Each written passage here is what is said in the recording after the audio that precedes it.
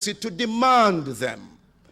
At the same time, there is also a greater sense of equality in terms of the individual's right to be heard. Nobody's views or ideas can be dismissed merely because of the person expressing them. So then, the growth of the secular spirit, the presence of a variety of moral options and frames of reference, and an increasing sense of individual autonomy in moral decision-making are ways in which it may be said the society has caught up with the spirit of the modern times from the point of view at which we are looking at it. If, however, what has been happening on the one hand is that we are catching up, then on the other hand, there is also a sign that we are being carried away by winds of a new spirit. This is the spirit of what is now being referred to as the postmodern age. Just as the modern spirit that we have caught up with in the ways to which I have referred called into question certain things that hitherto remained unchallenged and presumably unchallengeable, so now this new spirit of the postmodern age by which we are being carried away is doing the very same thing. The new certainties that were created by the spirit of the modern age and that have now come to characterize our thinking are not now as established as they once seemed. Ways of looking at the world that were considered self-evident and self-explanatory, acceptance of the self-sufficiency of human reason, and belief in the inevitable progress and development of humanity, have all suffered great reverses, and these reverses have made them look less certain than they once appeared in the full flush of the modern spirit. Wars, the threat to the environment that has accompanied technological advances, painful underdevelopment of vast numbers of peoples caused by the development of others, and the stubborn persistence and even intensification in some cases of such human problems as racism, sexism, classism, oppression, and exploitation have served to undermine human confidence. But in my mind, one of the most disturbing features has been the clear loss of moral certainty and an almost overwhelming sense of moral confusion. Diminished moral commitment and purpose seems to be evident on a wide scale, touching every area of life.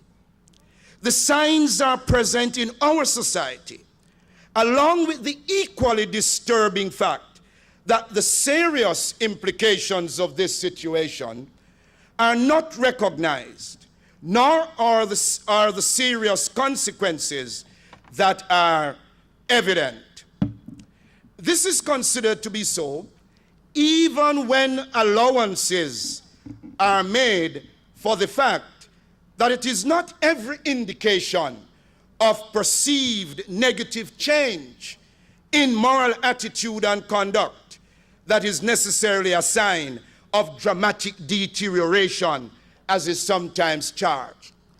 Time and time again, people say things are bad, morality gone to the dogs, there is rapid moral deterioration. And sometimes they do not take into consideration that wherever there are dramatic changes, there will always be moral dilemmas. They sometimes do not recognize that one of the things we need to come to terms with is that because of the nature of the world in which we live, hitherto hidden moral lapses are now made more public. And so it may not be that there is moral deterioration. It is just simply that people are being more open and less hypocritical in their moral lapses. Sometimes there are new moral problems for which there are no answers to be given by old moral solutions, and it would seem that the society is worse than it really is.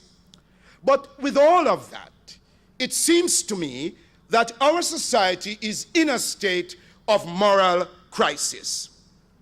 Why is it in this state of moral crisis? It seems to me that morality cut off from any ultimate vision, and where this is done, a moral vacuum tends to develop. Each person is left to a large extent to determine what is right or wrong based on private individual interest, desire, and wish. So morality tends to be more aesthetic than normative. Some of the worst features of free-for-all morality, understood in terms of the exercise of one's freedom to fulfill one's desires, they are upon us in the society now. There is rabid individualism, unmindful of the rights, concerns, and sensibilities of others. There is a very high level of indiscipline in public and general behavior. As far as public commitment on the ordering and management of public affairs are concerned, there seems to be an absence of sufficiently noticeable moral consciousness. There is flagrant materialism that makes the market, with its assumed self-regulatory mechanism, the model for the total society. Money and property have become the ultimate determinants of all meaningful values. There is an ever-widening gap between the fortunes of the people at opposite ends of the society, the rich and the poor. There is constant erosion of what modicum of family stability there has been. There is still basic disregard for the environment. There is an inconsistency coupled with ambivalence at the very heart of our society. An inconsistency coupled with ambivalence that allows for great harm to be done, great injustices to be perpetrated, and corruption to be excused without general moral protest. This takes place because often what is regarded as one person's indiscipline is defined and defended as another person's individual right. This indeed speaks eloquently then to the state of moral confusion and collapse in which we find ourselves. Let me ask then, where then do we go from here with morality seeming to be a lost cause amongst us?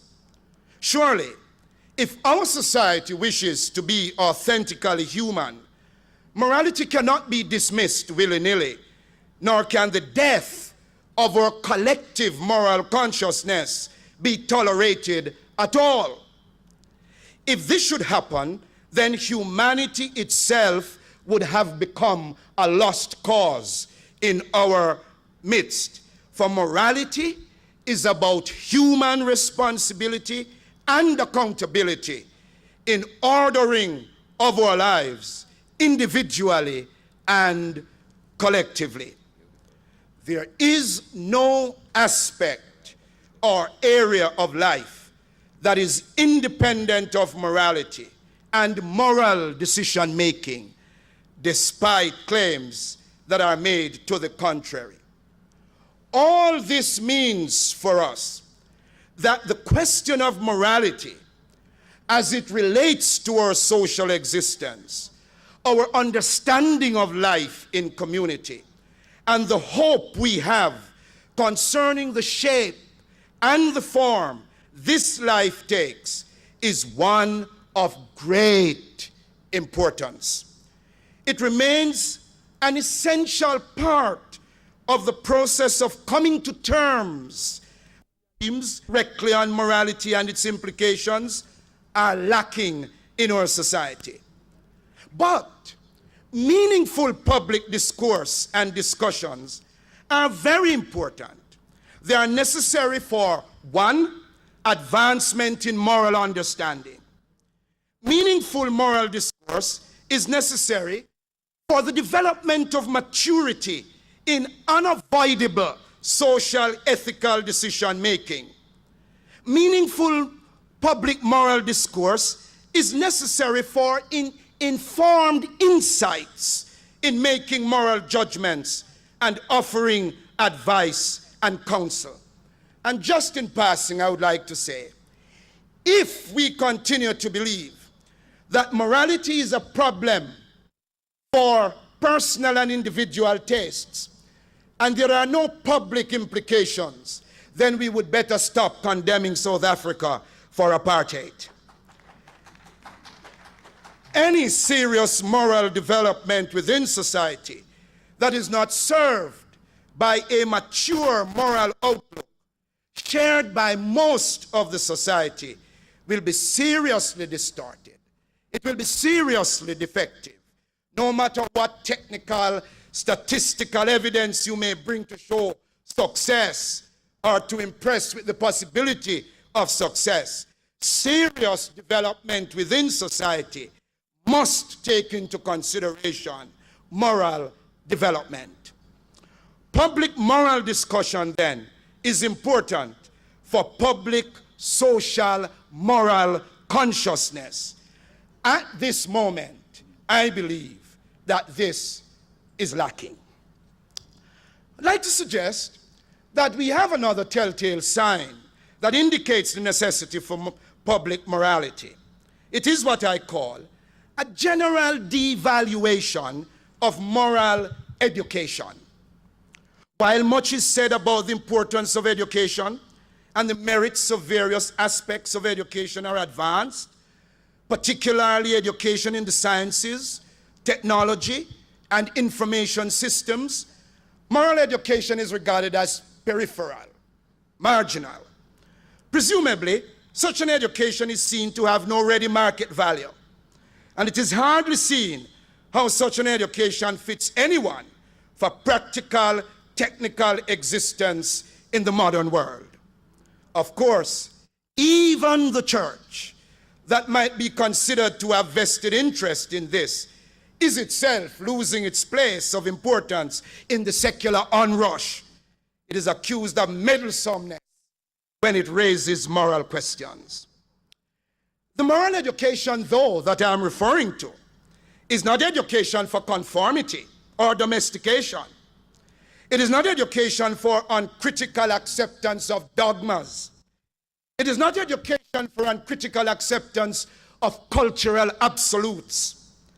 It is rather a preparation for participation in decision-making on a wide scale, for the pursuit of moral responsibility, and for meaningful sharing in the creative and critical endeavor of shaping the society. It is education that releases potential for self-realization, which involves ethical commitment. The whole range of our human life is affected. Church, school, home, the media, civic groups and organizations, and other special interest groups all have a vital role to play. Let me begin at home. The church, the formal institution of the dominant religion of our society, has an obligation through its own proper self-understanding to engage in moral education. And this will have to be done